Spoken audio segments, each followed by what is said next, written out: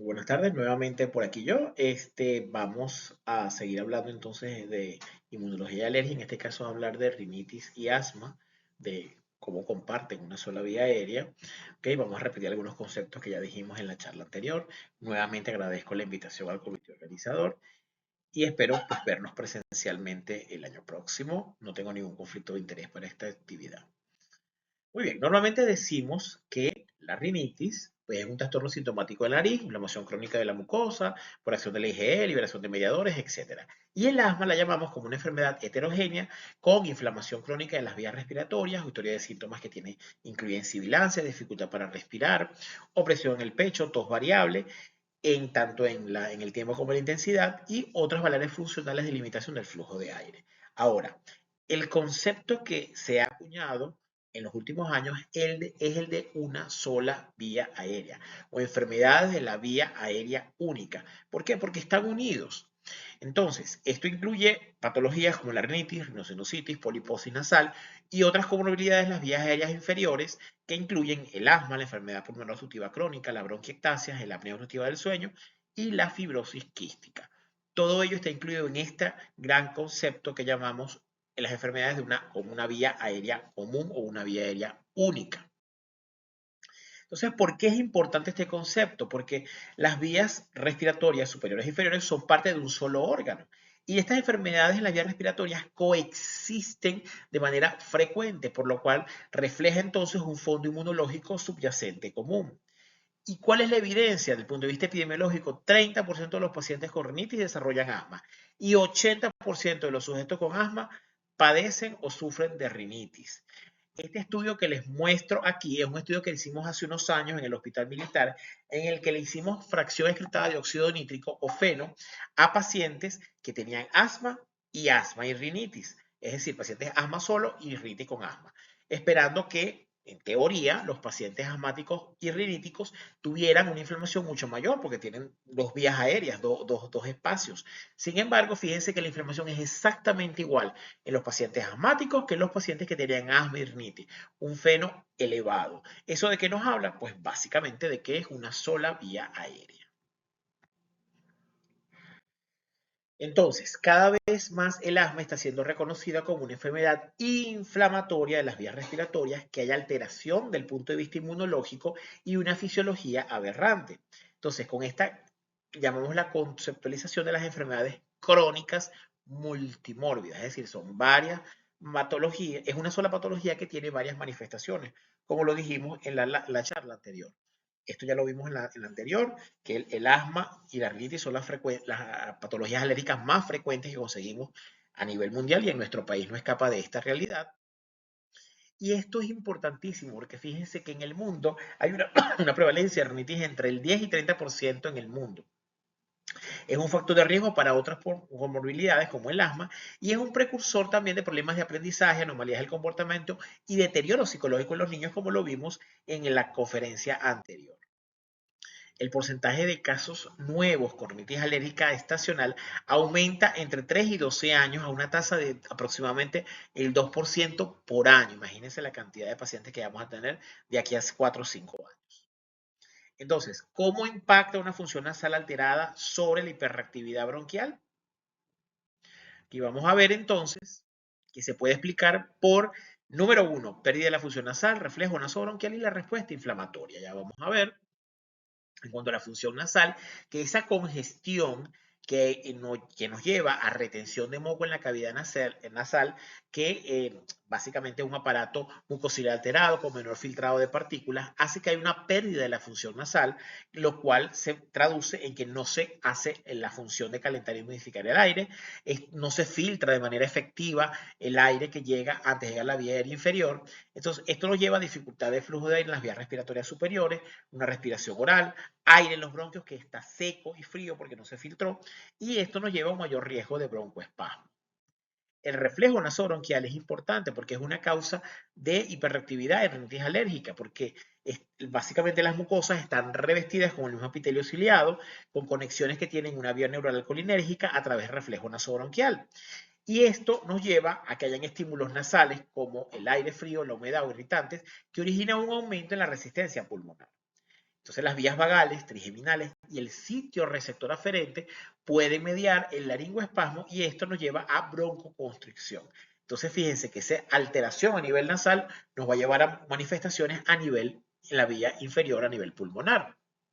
Y por supuesto, la respuesta inflamatoria tipo TH2, de la que hablamos también, básicamente predomina la respuesta de eosinófilos que infiltran selectivamente la pared de la mucosa bronquial, alteran la integridad del epitelio, provocan disminución en las células ciliares y en cepillo, con la secreción de los mastocitos aumentada. Esto nos lleva a exposición de las terminaciones nerviosas, sensoriales, lo que favorece la hiperactividad bronquial y, por supuesto, la broncoconstricción. Es decir, que todas ellas se juntan para dar como respuesta esta inflamación persistente con la broncoconstricción, que es digamos, el estado final del asma. Ya dijimos que la enfermedad alérgica es una enfermedad sistémica que tiene manifestaciones locales diferentes, pero que sigue siendo una sola enfermedad. Y hablamos de esto, del exposoma, de cómo los elementos ambientales nos llevan a disbiosis y esto nos lleva al desbalance de la respuesta alérgica, de la respuesta inmunológica que nos lleva a la enfermedad alérgica. Pero ¿cómo evolucionan esas enfermedades alérgicas? Fíjense, lo primero que hay es una polarización hacia TH2, lo cual nos lleva a la producción de mediadores a través de las células o los mastocitos y los macrófagos que nos hacen la expresión clínica, que es la alergia, ¿verdad? Las manifestaciones que vemos, el moco, la rinorrea, la tos, la dificultad para respirar. Pero estas células son de vida media corta, por lo tanto, el eosinófilo neutrófilo hacen que haya una inflamación persistente porque su vida media es mucho más larga y esto nos lleva a una inflamación crónica y eso hace que la célula endotelial produzca angiogénesis, haya fibrosis y lo cual lamentablemente va a desencadenar el remodelo intisular, que es digamos el peor de los escenarios. Pero fíjense que la inflamación es la base de todo este asunto, de todo este cuento. Ya dijimos que también las etiologías tienen un evento común, que es la microecología, los factores genéticos, pero me quiero detener aquí en lo que es los factores epigenéticos. Fíjense, todos estos elementos, digamos, ambientales que vimos ahí en la lámina, virus, bacterias, la dieta, los probióticos, los folatos, los contaminantes, hacen que haya una exposición a los genes, a nuestra genética, y eso modifica la expresión de esos genes. Son modificaciones pequeñas, pero que son heredables y hacen que las proteínas que se produzcan no sean iguales a las anteriores y eso hace que entonces esas proteínas no funcionen correctamente. Aquí vemos los cambios que pueden ser mayores o menores. Estos son los mayores, que son básicamente metilación del ADN, es decir, inclusión de grupos de metilo que no estaban allí, modificación de las histonas o remodelación de la cromatina, y todo esto hace que haya modificaciones en las proteínas que se produzcan y por tanto haya una modificación en la respuesta inmunológica. Ahora, volviendo al punto, ¿es una sola vía o no? Por supuesto que sí. Fíjense cómo aquí vemos que la alergia en las vías respiratorias superiores, ¿ok? Que es la rinitis alérgica, la rhinosinusitis, puede provocar estornudos, rinorrea, etc. Y en las vías inferiores, el asma puede producir dificultad para respirar, pero todo está conectado. Entonces, ¿cuáles son las opciones terapéuticas que tenemos para nuestros pacientes que tienen entonces? Entendiendo que es una sola patología, es una sola vía, tenemos que tratarlos de manera común, tanto pacientes con rinitis como con asma, de las dos formas. Tenemos que tratar las dos patologías. Entonces, tenemos un manejo clínico farmacológico, quirúrgico y el manejo preventivo. Esta es la última guía de área. Ahí tienen el código QR si la quieren escanear. Y fíjense qué es lo interesante. Antes tenemos una escalerita que nos decía, bueno, primer paso, segundo paso. Hoy en día, fíjense que estamos centrados básicamente en lo que es el autocuidado. Pero también incluye factores como vemos allí, la nutrición, el ejercicio físico, intervenciones no médicas como por ejemplo las condiciones ambientales, etcétera. Todo esto nos va a llevar a que haya un cambio en el paradigma. Y fíjense cómo ahí el médico de atención primaria, el pediatra en este caso, es el principal garante de que esto se cumpla. El especialista ya queda relegado a un segundo plano cuando ya el médico de atención primaria no puede abarcar al paciente. Y por supuesto el paciente es fundamental su autocuidado en este sentido. ¿Qué tenemos entonces? Los antihistamínicos, todos conocidos por todos, tienen un grado de evidencia A. Por supuesto que los antihistamínicos de primera generación, que ya conocemos, difenhidramina, benidramina, etcétera, etcétera, clorfeniramina, no deben ser utilizados de manera regular, solamente para casos muy puntuales, porque tienen efectos adversos, y pues porque obviamente sabemos que las guías nos hablan de antihistamínicos de segunda generación, son los que deben ser utilizados. Los corticoides nasales es la terapia más eficaz para la rinitis. El efecto es rápido por el receptor de membrana, pero también tiene un efecto que es más tardío por receptor intracitoplasmático. Es una terapia, la terapia tópica no tiene efecto sobre el eje hipotálamo hipófisis suprarrenal, exceptuando la beclometasona, que ya no se utiliza casi nunca, y son fundamentales en la reparación del tejido. Entonces es importantísimo que los corticoides sean incluidos. Fíjense que como aquí vemos en este, tiene un grado de evidencia A.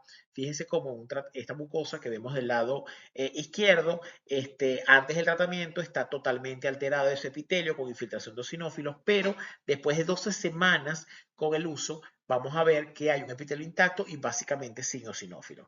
También que les quiero llamar la atención en esta lámina en particular, que el tratamiento no puede ser por 2-3 días, una semana, 2 semanas. Mínimo son 2 a 3 meses de esteroides tópicos para lograr este efecto reparador que queremos en la mucosa nasal.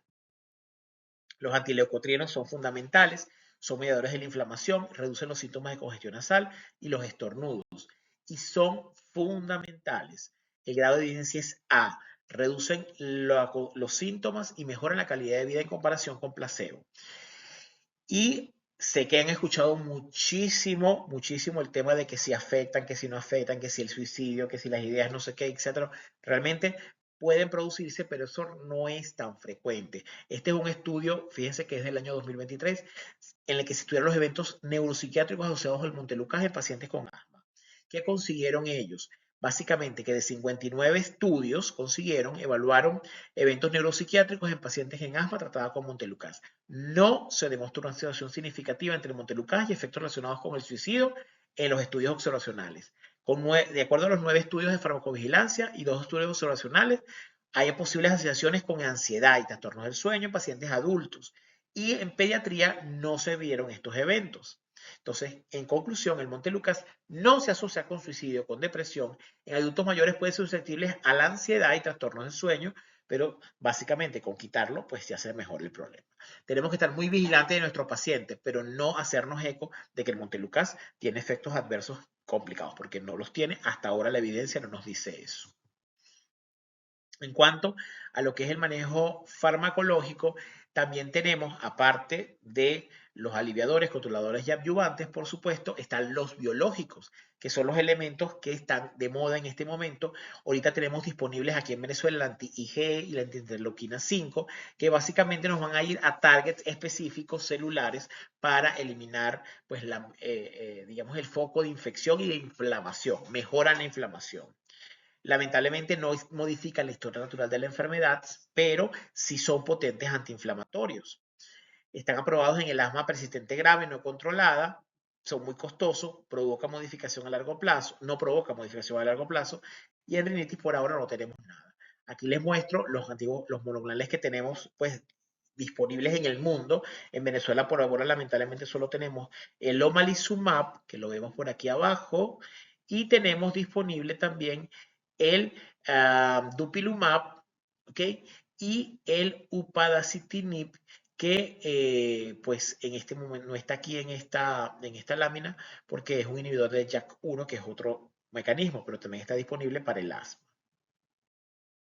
Ahora, la inmunoterapia, que son las famosas vacunas de alergia, está indicada según las guías áreas en todos los tipos de rinitis, exceptuando en la rinitis leve intermitente, que son los que no consultan.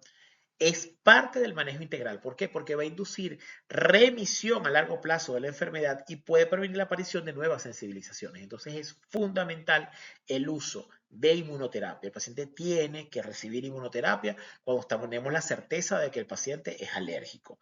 Ese paciente tiene que ser evaluado para poder colocarlo. ¿Cuál es el problema de la inmunoterapia? Que bueno, que es de especialistas básicamente. Pero si nosotros queremos ofrecerle calidad de vida a nuestro paciente, la inmunoterapia es parte de ese trabajo conjunto que debemos hacer. Aquí les vemos este manejo, este algoritmo de manejo en los que nos habla de pues, lo que tenemos que hacer. Entonces, en rinitis, el corticoide nasal, por supuesto, es importante, evaluar el diagnóstico, hacer seguimiento del control del paciente para ver si está controlado o no controlado. Recordar que la vía aérea no es una isla aislada, forma parte fundamental de todo un sistema y por supuesto eso que no somos órganos aislados. Por lo tanto, la asociación entre asma y rinitis no es un problema trivial. Básicamente están unidas, tenemos que tratarlos de la mano. Pero ¿cuál es nuestro problema? Que hay paradojas, porque entonces tenemos este concepto de la vía aérea y cada quien trabaja por su lado. Entonces el dermatitis la ve el dermatólogo, la alergia la ve el inmunólogo, por allá el gastroenterólogo ve los trastornos alimentarios, el asma el neumonólogo, la rinitis la maneja el otorrino. Entonces es una vía única aérea, pero lamentablemente es tratada por un pocotón de gente. Y ahí empieza nuestro papel como pediatras. Nosotros, los pediatras, somos los principales agentes de cambio para que estas especialidades se integren y puedan hacer que el paciente tenga una calidad de vida apropiada y que no esté dando tumbos a lo loco con 3 y 4 especialistas. O sea, debe verse por los especialistas, pero el pediatra es el que tiene que mantener unidos todos estos criterios. La prevención fundamental y por supuesto este sí es el papel principal del pediatra, prevenir que ese paciente llegue a buen término. ¿Cómo lo hacemos? Evitando, por ejemplo, el humo de cigarrillo, el vapeo, por supuesto, lo que es los cambios climáticos, etcétera, el uso indiscriminado de antibióticos, la lactancia humana, que ya lo hemos dicho muchísimas veces, principal preventor, ya tenemos la charla anterior que lo dijimos, las emociones, manejarlas definitivamente es importante en estos pacientes. Entonces, este es el papel fundamental del pediatra, la prevención. No me quiero despedir sin recordarles eso, que nosotros como pediatras, nuestro papel principal es de puericultores, evitar que ese paciente nos pase de niño sano a un niño enfermo.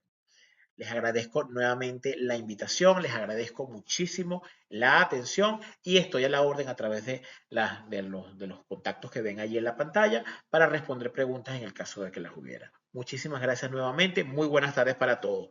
Estoy pendiente porque me deben mi carne en vara. Besitos para todos.